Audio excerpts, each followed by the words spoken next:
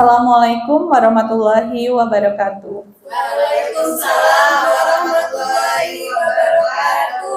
Selamat pagi Ibu Bapak Guru SMP Negeri 1 Pasir Sakti yang telah bersedia hadir dalam diseminasi budaya positif Guru Penggerak Angkatan 8 di UPTD SMP Negeri 1 Pasir Sakti. Di sini, tujuan diseminasi itu adalah mengimplementasikan pemahaman terkait budaya positif yang dapat membantu murid belajar dengan aman dan nyaman sesuai dengan filosofi Ki Hajar Dewantara. Nah, budaya positif itu sendiri adalah nilai-nilai, keyakinan, dan kebiasaan sekolah yang berpihak kepada murid, agar mereka dapat berkembang menjadi pribadi yang kritis, penuh hormat, dan bertanggung jawab. Nah, pentingnya budaya positif ini diatur dalam Standar Nasional Pendidikan, yaitu di Standar Proses Pasal 12. Lingkungan yang positif itu sangat diperlukan agar pembelajaran berpihak kepada murid. Nah, pelaksanaannya itu suasana belajar yang inspiratif, interaktif, menyenangkan, menantang, memotivasi murid untuk berpartisipasi aktif dan memberikan ruang yang cukup bagi prakarsa, kreativitas, mandiri sesuai bakat dan minat psikologis murid. Konsep inti budaya positif itu satu, perubahan paradigma belajar, disiplin positif, nilai-nilai kebajikan, kebutuhan dasar manusia, teori motivasi, posisi kontrol guru, keyakinan kelas, dan segitiga restitusi. Nah, berikut adalah penjelasannya. Yang pertama tadi adalah perubahan paradigma belajar. Nah, paradigma belajar ini dirancang berdasarkan prinsip pembelajaran yang berdiferensiasi, sehingga setiap siswa itu belajar dengan kebutuhan dari tahap perkembangannya untuk mewujudkan profil pelajar Pancasila. Yang kedua, itu disiplin positif. Disiplin positif merupakan salah satu cara penerapan untuk menumbuh kesadaran serta memberdayakan murid tanpa imbalan penghargaan atau reward, ancaman atau hukuman. Nah, sebagai pendidik, kita itu tujuan menerapkan disiplin positif adalah menciptakan murid yang memiliki disiplin diri, sehingga mereka itu dapat berperilaku mengacu kepada nilai-nilai kebajikan universal dan memiliki motivasi intrinsik. Motivasi intrinsik itu dari dalam diri, dalam perubahan perilaku ke arah yang lebih baik lagi. Ketiga, nilai-nilai kebajikan universal, yaitu sifat positif manusia yang merupakan tujuan mulia yang ingin dicapai setiap individu. Nah, nilai kebajikan universal antara lain ada toleransi, rasa hormat, integritas, kejujuran, kedisiplinan, kedamaian, kesatuan, dan lain sebagainya. Selanjutnya, kebutuhan dasar manusia, yaitu seluruh tindakan manusia yang memiliki tujuan tertentu. Semua yang kita lakukan adalah usaha yang terbaik untuk kita mendapatkan apa yang diinginkan. Nah, kebutuhan dasar manusia ada 5. Yang pertama, untuk bertahan hidup. 2, kasih sayang dan rasa diterima. 3, kebebasan. 4, kesenangan. Dan 5, penguasaan. Berikut penjabarannya.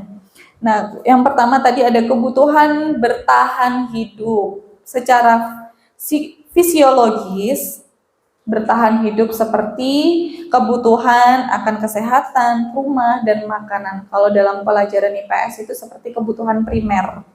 Kemudian ada kebutuhan biologis, yaitu bagian dari proses reproduksi untuk bertahan hidup. Sedangkan yang psikologis, kebutuhan ini meliputi kebutuhan akan perasaan aman dan nyaman. Yang kedua adalah kebutuhan kasih sayang dan rasa diterima. Kebutuhan akan kasih sayang ini biasanya berhubungan dengan koneksi sosial. Kebutuhan yang memberi dan menerima kasih sayang untuk menjadi sebuah kelompok. Seperti itu. Yang ketiga, penguasaan atau pengakuan atas kemampuan diri. Itu biasanya seorang siswa atau seorang diri itu mempunyai keinginan untuk dianggap berharga, sehingga bisa membuat perbedaan, pencapaian, kompetensi, serta dapat diakui oleh orang lain. Kemudian yang keempat ada kebebasan, yaitu kebutuhan akan pilihan, kemandirian, otonomi, atau memiliki kemampuan pilihan mampu mengendalikan hidup orang lain. Terakhir yaitu kesenangan atau kebutuhan merasa senang, yaitu kebutuhan yang mencari kesenangan bermain dan tertawa. Menurut Gleiser, menghubungkan kebutuhan akan kesenangan dengan belajar, misalnya dengan mereka bermain dan mengeksplorasi keterampilan dirinya. Nah, ini teori motivasi. Ternyata motivasi itu berasal dari dua faktor, yaitu internal dan eksternal. Yang internal ini tujuannya untuk menghargai diri sendiri, sedangkan yang eksternal itu untuk menghindari ketidaknyamanan atau kehukuman, serta mendapatkan imbalan dari orang lain. Ini yang menurut saya sangat penting. 5 posisi kontrol guru. Nanti Bapak Ibu di sini ada tanya jawab. Ya. Nah, posisi kontrol guru itu ada 5. Yang pertama adalah penghukum. Biasanya penghukum atau pendidik yang menghukum itu menggunakan hukuman secara fisik atau verbal atau kata-kata ya, dan senantiasa mengatakan bahwa sekolah memerlukan sistem atau alat yang lebih menekan murid-murid lebih dalam lagi, ya. Kemudian pembuat merasa bersalah. Ini biasanya guru membuat anak itu merasa supaya bersalah, yaitu menggunakan keheningan yang membuat orang lain merasa tidak nyaman, merasa bersalah atau rendah diri, sehingga murid itu merasa tidak berharga dan mengecewakan. Yang ketiga yaitu sebagai teman. Pada posisi ini, guru tidak akan menyakiti murid, namun tetap berupaya mengontrol murid melalui persuasi atau narasi ya. Namun murid akan cenderung bertindak pada guru tertentu dan tidak untuk guru yang lainnya. Gitu. Yang keempat, pemantau. Pendidik sebagai pemantau. Posisi ini didasarkan pada peraturan dan konsekuensi, sehingga ia sangat mengandalkan catatan dan data sebagai bukti atas perilaku murid. Yang kelima, yaitu manajer. Guru sebagai manajer, posisi di mana guru dan murid berdiskusi bersama, mempersilahkan murid dan mempertanggungjawabkan perilakunya, mendukung murid agar menemukan solusi atas permasalahannya. Jadi pada posisi manajer ini guru sangat-sangat sabar sekali dan sangat bijak. Nah, bagaimana kalimatnya? Nah, berikut ini. Ada sebuah kasus. Siswa membolos pada jam pelajaran. Nah, siapakah yang mengatakan bahwa patuhi aturan sekolah lalu berlari keliling lapangan? Kira-kira dari 5 posisi kontrol guru tadi, kalau kalimat seperti ini, patuhi aturan sekolah lalu berlari keliling lapangan, itu posisi guru sebagai apa? Iya, penghukum ya, betul. Coba kita lihat, penghukum. Selanjutnya, sudah berapa kali ibu memberitahumu, ibu kecewa sama kamu? Nah, ini kira-kira posisi guru sebagai apa?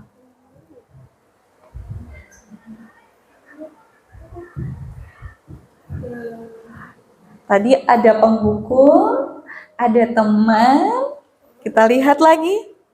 Kalau lupa, pembuat merasa bersalah, teman, ya, pemantau, manajer. Nah, kalau yang ini, Membuat merasa bersalah. gimana Bu Endar? Membuat rasa bersalah. Membuat rasa bersalah karena ada kata-kata saya kecewa.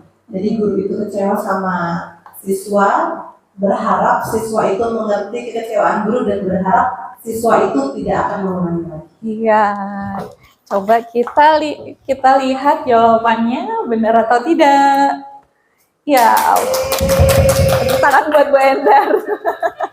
Membuat rasa bersalah. Ternyata kalau kita bicara sama anak, ibu kecewa banget sama kamu loh. Ternyata itu membuat rasa bersalah. Selanjutnya, ayolah yang patuh buat bapak ibu guru bangga. Kali ini tidak apa-apa kamu salah. Coba kita lihat lagi posisi kontrolnya.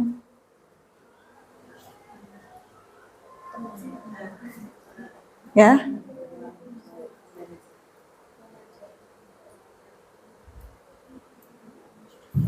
Coba siapa?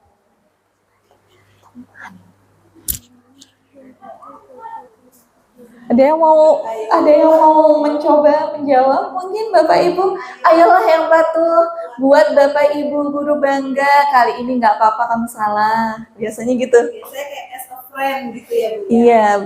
Apa coba Bu Endar lagi? Kayak as a friend gitu. Jadi berharap dia tuh dekat sama kita selayaknya teman. It's okay, nggak apa-apa kalau kamu salah. Coba dulu aja gitu. Jadi berharap kata-kata dan kalimat yang kita pakai di dia itu tidak menggurui.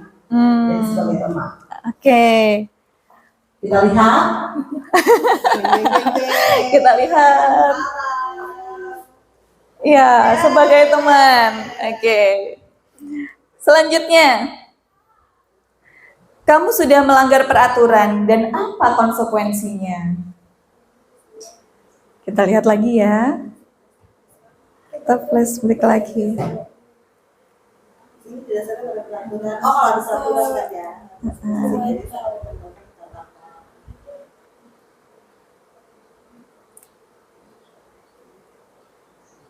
Nah ini.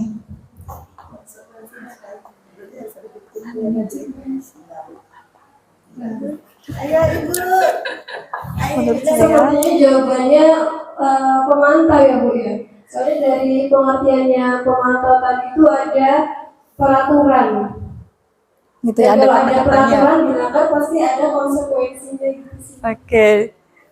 Terima kasih Bu Daryanti. Coba kita lihat jawabannya. Iya, betul. Pemantau, guru sebagai pemantau. Oh, ternyata kamu kan sudah melakukan pelanggaran. Iya, cuman kalau penghukum dia lebih ke fisik atau ke verbal. Kamu nggak ngerjain tugas keliling lapangan, nah berarti penghukum gitu. Tapi ketika kita mengatakan, oh ya kamu udah melakukan pelanggaran peraturan sekolah, lalu apa konsekuensinya? Misalnya seperti itu. Selanjutnya, ini yang terakhir. Apakah kamu tahu kesalahanmu? Kira-kira bagaimana kamu memperbaiki kesalahan ini? Nah, ini sebagai apa? Manajer ya. Wah, boleh deh Bu Rani. Sebagai manajer. Oke, singkat, padat, dan jelas. Oke, sebagai manajer menurut Bu Rani, coba kita lihat. Iya, sebagai manajer, betul ya. Oke. Selanjutnya, tentang hukuman. Ternyata memang banyak sekali guru masih ya, walaupun ada beberapa yang sudah tidak menerapkan hukuman. Nah, hukuman itu bukan strategi pendisiplinan untuk mencapai tujuan pembelajaran atau pendidikan. dan membuat rasa tidak nyaman dalam menjalani hukuman. Yang kedua, murid itu bisa menjadi pemberontak dan berbohong untuk menghindari kesalahan serta enggan untuk berkomunikasi dengan orang lain. Sehingga ia itu tumbuh dengan ketakutan dan rasa bersalah, sehingga dampak buruknya itu ia bisa meneruskan hukuman ketika ia dewasa. Selanjutnya, segitiga restitusi. Nah, segitiga restitusi ini kemarin saya sudah pernah melakukan praktik dengan beberapa anak kelas 7. Nah, segitiga restitusi yaitu suatu proses dialog yang dijalankan guru atau orang tua agar menghasilkan murid yang mandiri dan bertanggung jawab. Nah, dalam segitiga restitusi biasanya guru ini menempatkan posisinya sebagai manajer. Ada 3 tahap, yaitu menstabilkan identitas, memvalidasi tindakan yang salah, dan menanyakan keyakinan. Menstabilkan identitas yang pertama. Prinsipnya itu membuat kesalahan adalah sebagai proses pembelajaran. Nah, misalnya kata-katanya seperti ini. Berbuat salah itu wajar. Tidak ada manusia yang sempurna. Ibu bapak guru juga pernah melakukan kesalahan. Atau bapak ibu tidak mau mencari siapa yang salah, tetapi ingin mencari solusi dari setiap permasalahan. Kemudian kamu berhak merasa seperti itu. Pernahkah kita terucap ketika kita menghadapi anak yang bermasalah dengan kalimat yang seperti ini? Pernah ya Bapak Ibu? Oke, pernah lah ya, sering ya. Oke. Yang kedua yaitu validasi tindakan yang salah. Pada prinsipnya, validasi tindakan yang salah itu segala tindakan yang dilakukan murid pasti mempunyai tujuan dan untuk memenuhi kebutuhan dasarnya. Kalimatnya biasanya seperti ini. Kamu pasti punya alasan mengapa kamu melakukan itu.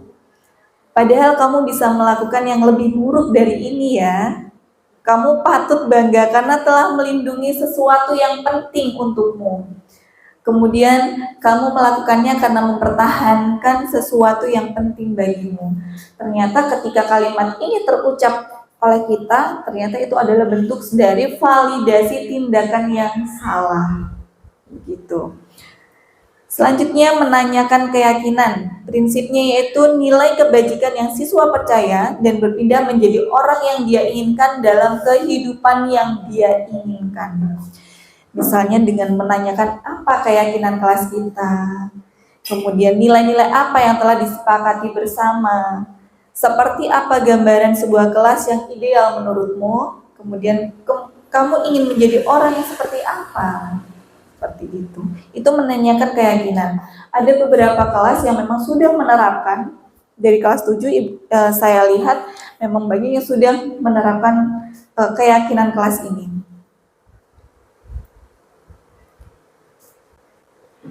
Nah, ini pembentukan keyakinan kelas. Mungkin Bapak Ibu wali murid yang belum membuat keyakinan kelas ya.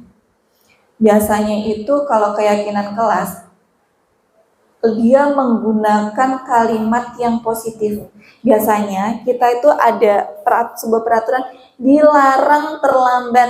Nah, itu akan diubah menjadi kalimat yang positif, yaitu datang tepat waktu, misalnya seperti itu. Dilarang makan di kelas, kita ubah. Kita ada kantin, berarti makan di kantin, seperti itu.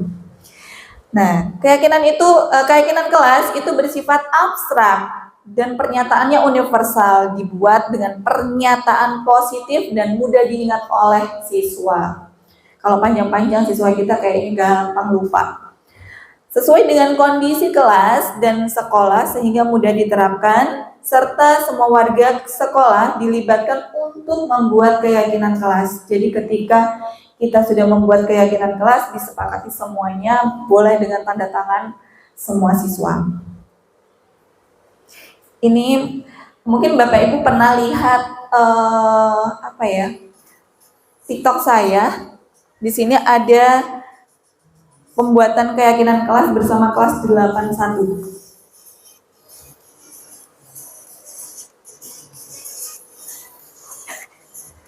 Sini.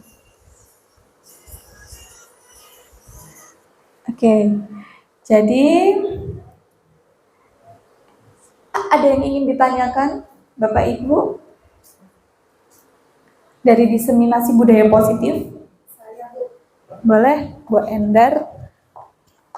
Tak dulu. Terima kasih Bu Endang atas kesempatan diberikan. Saya ingin bertanya mengenai sekolah kita kan sekolah ramah anak ya Bu ya.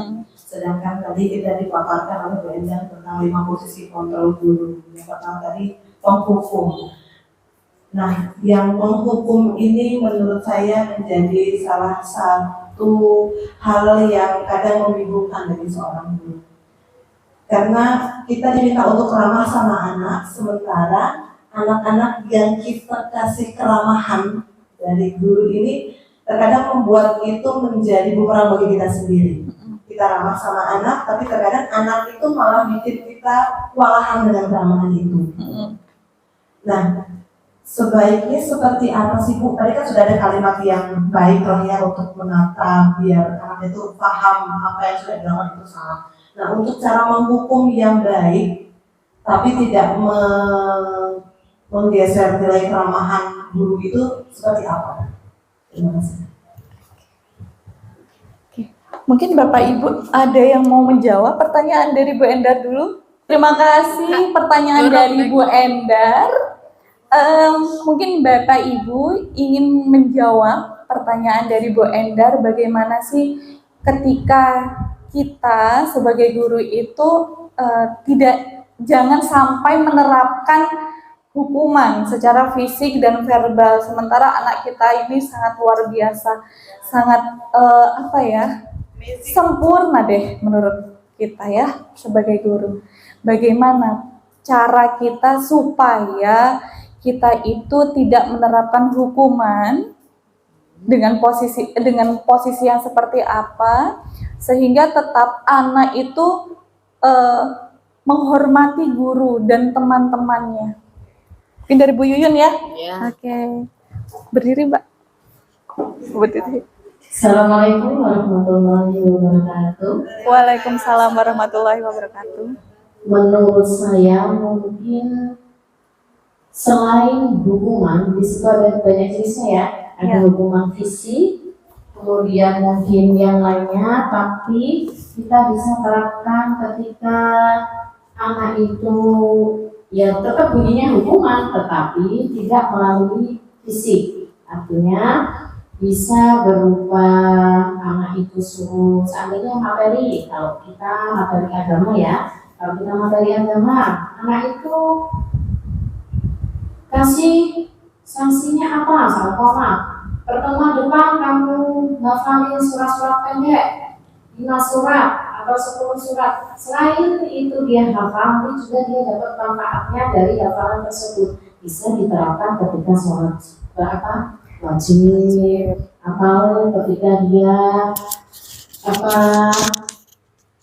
saling sharing sama temennya, bisa kamu hafal berapa surat, kamu berapa surat sama temennya. Ya mungkin itu aja dari saya. Saya akhiri. Assalamualaikum warahmatullahi wabarakatuh. Waalaikumsalam warahmatullahi wabarakatuh. Terima kasih Ibu Yuyun atas jawabannya. Mungkin ada yang lain? Tidak ada? Oke. Baik, menurut Bu Yuyun, menurut saya itu bukan sebuah hukuman Bu Yuyun ya, bukan sebuah sanksi, tapi konsekuensi ya. Nah, jadi ternyata kita itu tidak boleh menghukum siswa. Faktanya kita tidak boleh menghukum siswa dengan entah itu verbal maupun secara fisik, itu sama sekali tidak boleh. Nah, berarti kalau menurut Bu Yuyun tadi, kalau dalam pelajaran agama, siswa diminta untuk sebagai konsekuensinya kalau tidak mengerjakan tugas, konsekuensinya si anak adalah menghafalkan ayat-ayat pendek ya Bu ya, surat pendek supaya bisa diterapkan ketika sholat wajib seperti itu. Nah, menurut Bapak Ibu, apakah dari pernyataan Bu Yuyun itu berarti guru menerapkan posisi yang apa? Sebagai penghukum, pembuat merasa bersalah, teman, pemantau, atau manajer?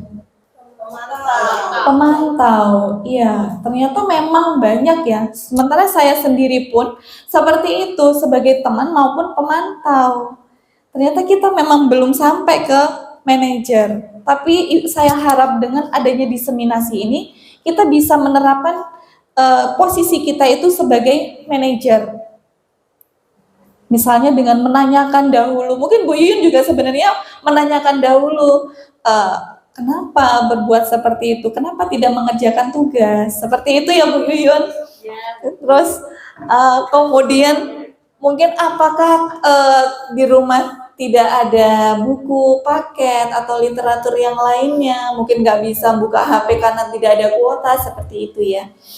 Nah itu, jadi memang layaknya kita itu sebagai posisi kita itu ditempatkan sebagai posisi manajer. Nah, baik, terima kasih atas pertanyaan dan waktu yang telah dihadirkan Bapak Ibu di sini.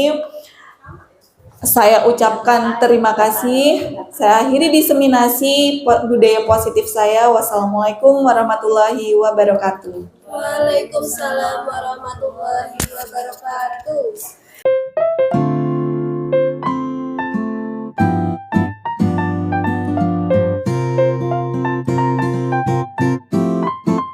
Assalamualaikum warahmatullahi wabarakatuh. Waalaikumsalam warahmatullahi wabarakatuh.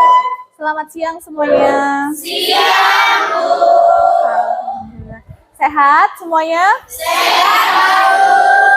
Rizky sehat? Alhamdulillah. Oke, pada kesempatan ini, ya, pada pertemuan ini Ibu akan membuat dan kalian semuanya akan membuat sebuah keyakinan kelas. Bukan peraturan kelas lah ya. Tapi keyakinan kelas. Apa sih keyakinan kelas itu? Digunakan untuk apa? Jadi kalau peraturan sekolah itu sifatnya kan mengikat, ya.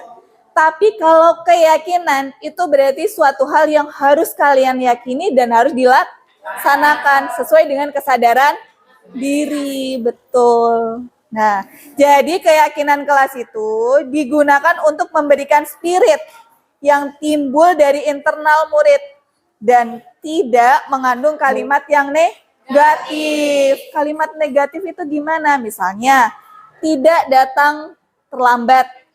Berarti kita akan ubah nanti menjadi, kalau kalimat positifnya bagaimana?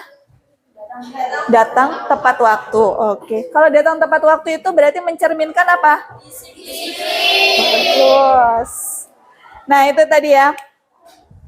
Jadi sebuah keyakinan itu akan lebih memotivasi seseorang secara intrinsik atau dari dalam. Dari dalam diri. Ya, Rizky? Itu, seseorang akan lebih tergerak, kemudian harapannya kalian lebih bersemangat dalam menjalankan keyakinannya daripada hanya sekedar peraturan sekolah. Ya, itu. Jadi pembentukan keyakinan kelas ini nanti akan mencakup nilai-nilai kebajikan universal. Misal, 1, disiplin. 2, tanggung jawab. 3, komitmen.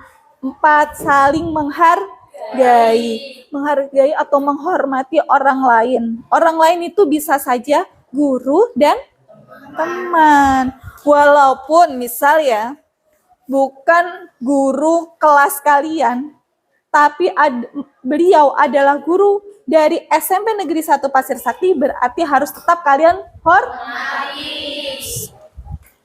Kelima, itu ada keamanan. 6, ada keselamatan. Keselamatan itu yang seperti apa? Bagus Elisa. Pakai helm.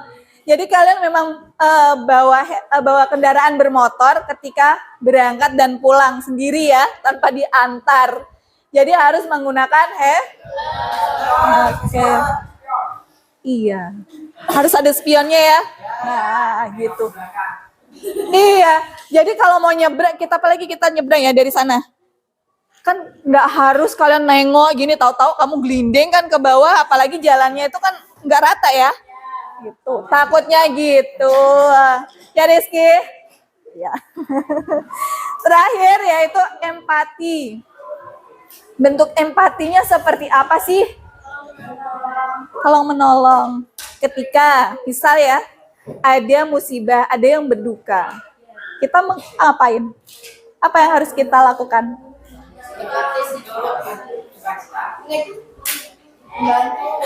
Membantu apa? Iya, donasi. Keren, Rizky lagi. Oke, kemudian Ibu sampaikan langkah-langkahnya. Jadi nanti akan Ibu bagi sticky note. Nggak tahu lah ya ini. Oke, Ibu bagi sticky note. Ini akan kalian tulis impian kalian terhadap kelas kalian itu seperti apa. Baik itu kelas maupun teman-teman kalian, bahkan gurunya. Gitu. Ya. Kalian udah punya angan-angan belum? Impian kalian seperti apa? Udah. Oke. Seperti apa impianmu? Menjadi orang yang disiplin, kata siapa namanya? Salva. Ya, bagus. Solidaritas. Apalagi, Nah? Tanggung jawab ya, Nah? Ya. Oke. Kemudian, menurut kalian, apa yang harus kalian lakukan untuk mewujudkan impian itu? Dengan meyakini dan melaksanakan keyakinan kelas. Oke, sudah siap ya Ibu bagi ya?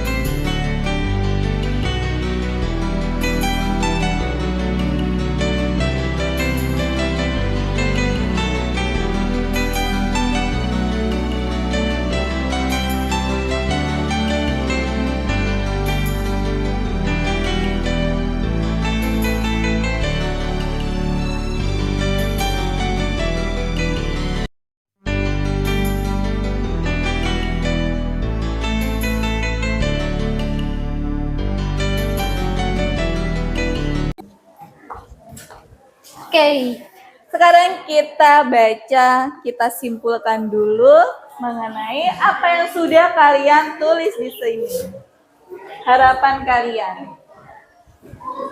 Menjadi kelas yang memegang tinggi solidaritas, menjaga nama baik kelas 81 sehingga menjadi contoh baik bagi kelas yang lain. 1. Berarti tentang teladan ya. Terus ada disiplin dan mentaati peraturan sekolah, berarti tentang disiplin. Kita taruh di sini. Kemudian menjadi kelas yang memiliki rasa solidaritas, berarti masuk lagi ke sini. Kita jadikan satu. Masya Allah.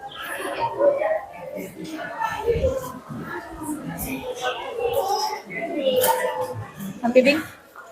Kemudian selalu mematuhi peraturan yang sudah disepakati atau bertanggung jawab, beribadah tepat waktu, saling membantu. Wah, ini lengkap harapannya.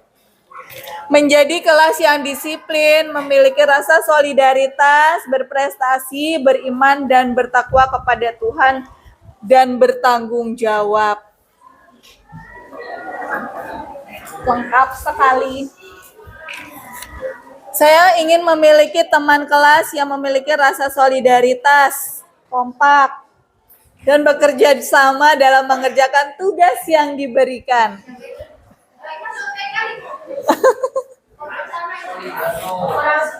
Menjadi kelas yang disiplin, tanggung jawab, dan jujur. Kompak dalam melakukan kegiatan seperti piket umum, keagamaan, dan berprestasi. Berarti tentang disiplin. Kelas yang teladan, bertanggung jawab, dan solidaritas. Ingin memiliki teman kelas yang lebih kompak. Nah ini kuale, kebalik. Ingin yang piket selalu datang lebih awal dan menjadi kelas yang disiplin dan saling menghormati. Rajin beribadah saat waktunya, saling membantu, saling menghormati, tidak menghina antar teman, komplit.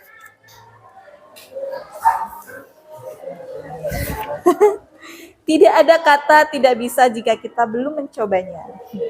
Berani meminta maaf jika melakukan kesalahan. Ibu masukkan ke sini deh. Menciptakan kelas yang solidaritas. Sini ya.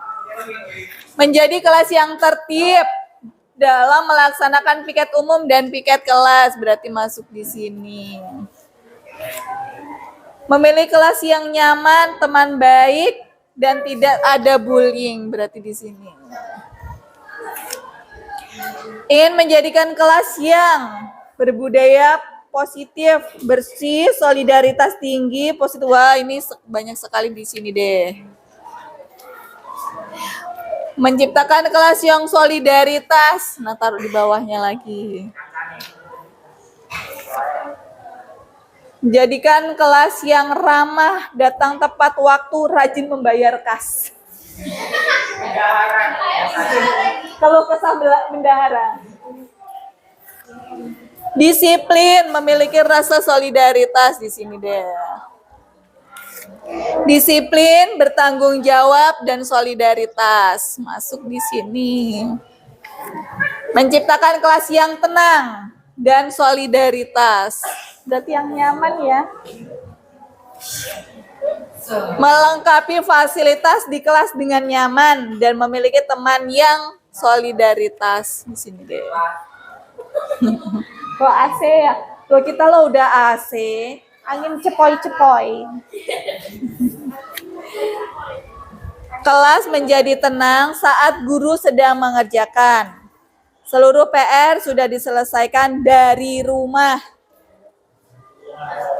Tanggung jawab berarti ya. Iya emang gini dia. Siswi menjunjung tinggi rasa saling menghormati dan menghargai. Tanggung jawab. Berarti di sini. Mana tadi di sini? Ini tanggung jawab ding di sini. Memiliki rasa solidaritas, peduli, prestasi, beriman dan bertakwa. Komplit. Jadi kelas yang disiplin menjadi kelas yang solidaritas, bertakwa kepada Tuhan Yang Maha Esa. Bertanggung jawab atas PR. Ini kayaknya keluh kesah yang sering dicontekin.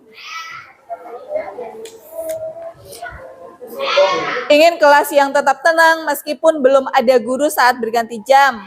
Dan saling tolong menolong. Oke, ketua kelas ini kayaknya.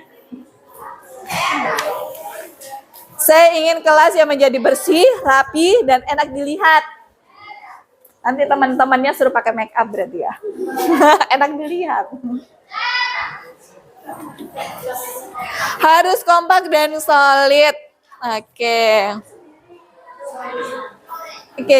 Jadi dari beberapa hal yang sudah kalian tulis tadi, sudah ditempelkan, ya.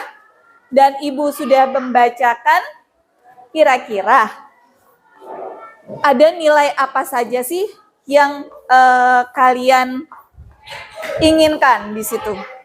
1, solidaritas ya. Rukun, disiplin. Terus?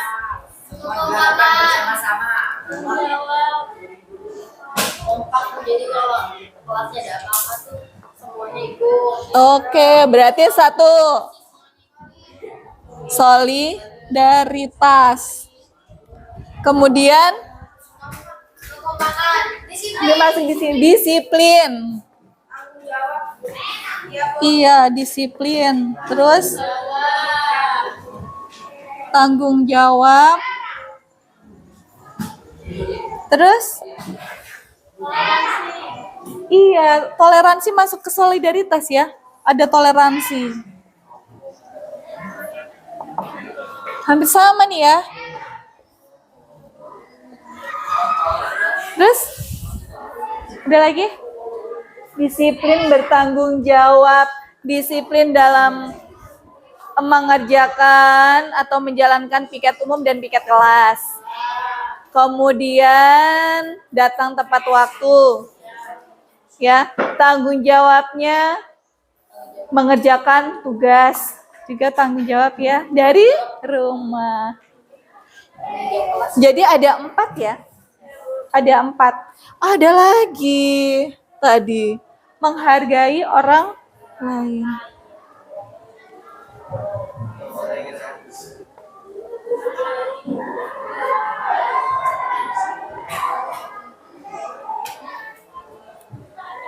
Oke.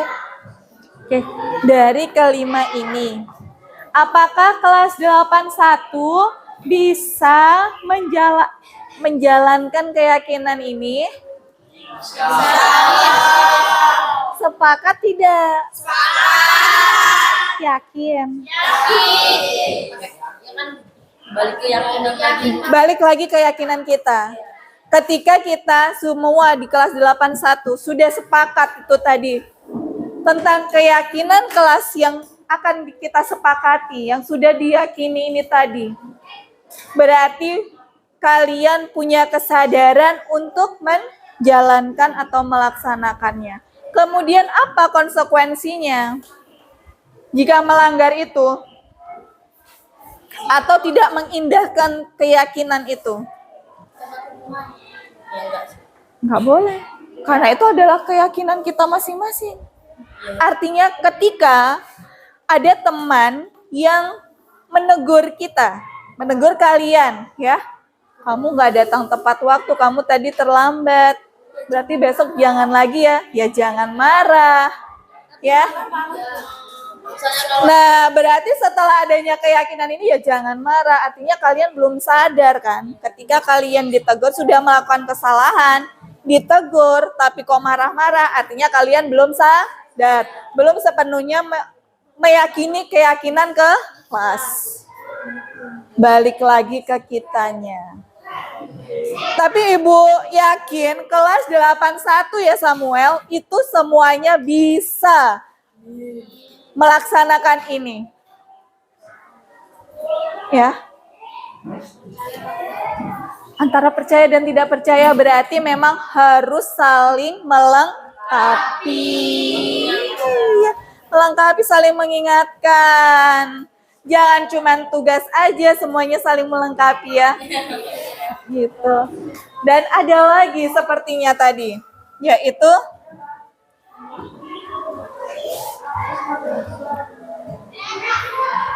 melaksanakan ibadah.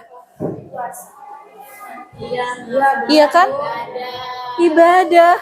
Ibadah nggak hanya sholat aja loh. Dengan kalian berdoa. Satu, berdoa. Sebelum kalian belajar, pasti berdoa kan? Setelah kalian belajar, berdoa juga kan? Nah, berarti kalian sudah melakukan itu. Artinya ada lagi nih bagian-bagian yang harus kalian lakukan supaya lebih baik lagi. Supaya jauh lebih baik lagi. Menjadi seorang manusia yang bisa menggapai cita-citanya, kebahagiaannya dengan meyakini keyakinan kelas dulu. Gitu ya. Sepakat tidak? Sepakat. Oke, setelah ini nanti setelah disepakati semuanya, Ibu minta boleh ini ditempel di kelas kalian dan kemudian boleh di tim kelas 81 kayaknya ada admin, boleh nanti dibuat sebuah keyakinan kelas. Ya, Oci ya. Buat nanti di kanvas siapa yang bisa itu buat keyakinan kelas. Keyakinan kelas 81 UPTD SMP Negeri 1 Pasir Sakti tentang ini. Ya, bawahnya berarti ada nama wali kelasnya atau seluruh anggota kelas 81. Semangat? Sepakat? Yakin? Amin. Insya Allah ya. Kan ada temannya yang akan mengingatkan kita. Kalian itu kan teman yang baik kan? Nanti Ibu yang mengingatkan. Waduh, itu yang gawat. Oke, ini udah. Kemudian nanti di-post ya di media sosial. Sebenarnya lebih bagus lagi kalau nanti kalian buat seperti itu. Iya, jadi buat banner kecil aja, taruh di situ nggak apa-apa. Kan nanti Oci bikin buat, terus kemudian nanti buat banner, kayaknya murah kok, 25.000 apa berapa gitu. Atau yang lebih murah pakai kertas karton, nanti ditempel aja, ditulis gitu. Itu malah murah, jauh lebih murah, kreatif gitu ya Samuel, ketua kelasnya. Oke, baik. Jadi hari ini kita sudah melaksanakan diskusi mengenai keyakinan kelas 81. Ibu harap kalian semua bisa meyakini, bisa melaksanakan dari keyakinan kelas yang sudah kita sepakati ini. Tuh. Jadi Ibu akhiri, Assalamualaikum warahmatullahi wabarakatuh. Waalaikumsalam warahmatullahi wabarakatuh.